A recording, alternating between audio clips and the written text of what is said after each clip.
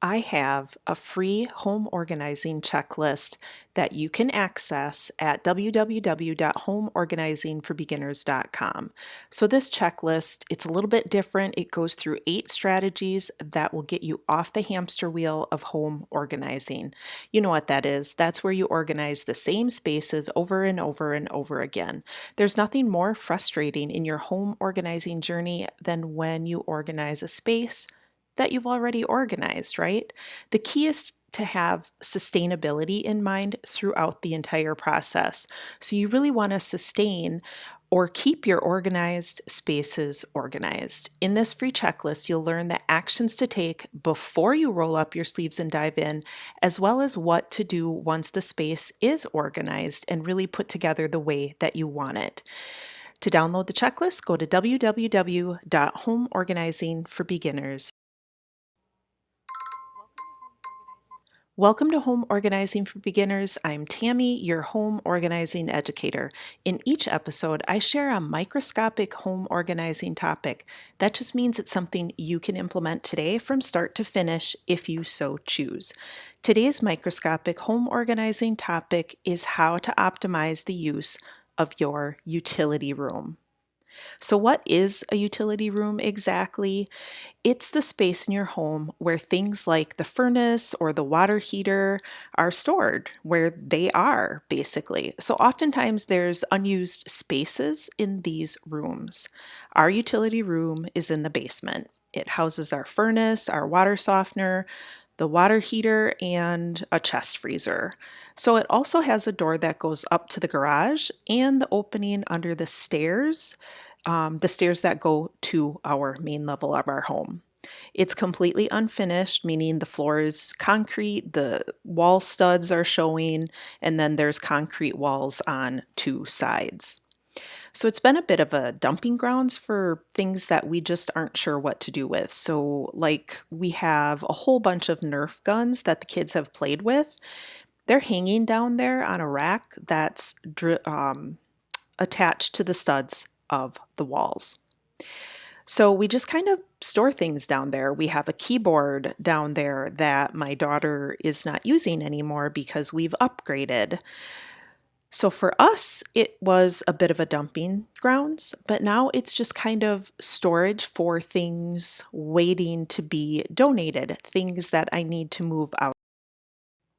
You want to be set up for lasting home organizing solutions, right? In order to make that happen, you'll have to do something different than you've done before or what society tells us. Instead of leaving the utility room unused or where things just get dumped, you can use it as an extra storage space. In this episode, I'll share with you how to organize your utility room by creating an intentional storage plan. So you may be asking, what is an intentional storage plan? It's really pretty basic, just like it sounds. It's just where you are taking some time to really think about and document what you want to store in the space and why.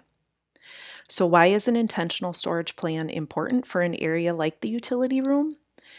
I'm a proponent of focusing on the function over the fashion when you organize anything or any space in your house at all. When you focus on the function, you're more likely to keep the space organized. That's the first reason why, so that you can keep the space organized.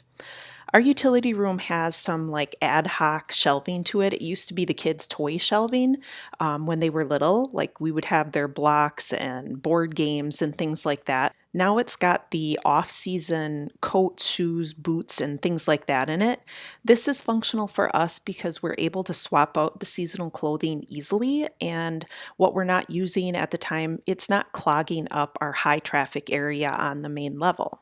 So, does that make sense? Keeping functionality in mind when you are creating an intentional storage plan helps keep the space organized. Another reason to create an intentional storage plan for the utility room is that you're living daily life and you'll know right away if something should be stored there. Does that make sense? So, once you have that plan, as you go through normal life and you have this new item come into your house or somebody gives you something, you'll be like, okay, maybe this belongs in the storage area in the utility room.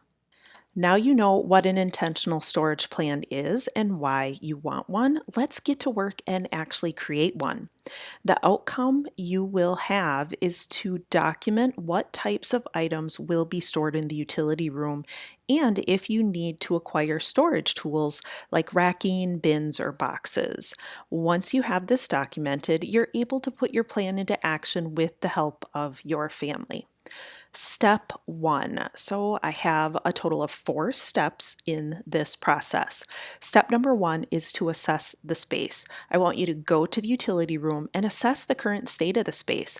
Bring a notebook and a pen, make note of what things are already stored in the space, and make a quick sketch of that space, including the walls as an outline and any equipment that is there, because this helps you know what you have to work around and the space that you have to work with. Step number two, determine your starting point. So, will you need to declutter the space first? Are you going to tidy the space first? Or are you really just starting with a clean slate? Review the list of what is already stored in the space, thinking in terms of functionality. Do these things make sense to store there or not? Note next to each item if it needs to be moved out or if it's going to be staying in that space. So you have your notebook, you have your list of the types of items you have there. Next to those, you are going to note if they are staying in the space or not. At this point, when you have things already stored in the space, you'll begin to gain a sense of what your intentional storage plan will be. If you're starting with a clean slate, you may have some ideas or you may not. Either way is just fine. Step number three, focus on the function. Now you've dealt with what is already in the space. Let's think through ease of access or frequency of access. If your utility area is in the basement, is it easy to access the space? Maybe your basement isn't finished and it's damp and dark and just an area you don't really want to go into very often. Your utility area could be on the main level of your home and be rather small. It can still be functional for you. You just have to take the facts into consideration and be completely honest with yourself. If you're not going to go into the area very often because you just really don't want to have to go into the area, just know that and be honest with yourself. Would it make sense to store holiday decorations or a roaster that is only used a couple of times a year? Perhaps it's an area where you can house the things that you'll be donating when you're ready to take them in, like what we do. Maybe it's a small space and you have vertical storage functionality. Maybe you'll need a step stool for that, right? So, do you see what I'm saying? You're really going to focus on the functionality of that space and be completely honest with yourself. Okay, so step number 4. Now you're going to finalize the documentation, and maybe you have in your notebook just a bunch of jumbled mess.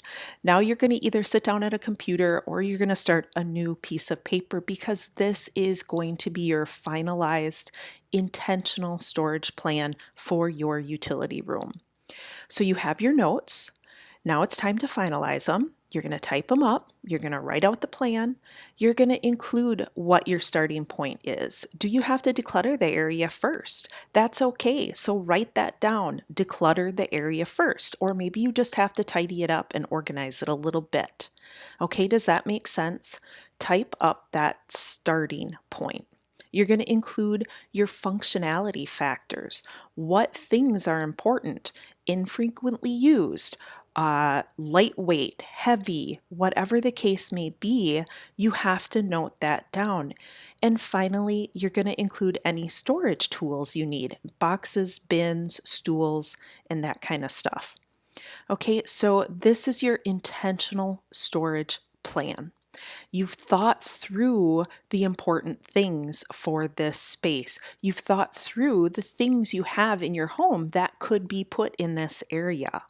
Once you have this documentation, it is really helpful because your whole family is going to know what the space is used for.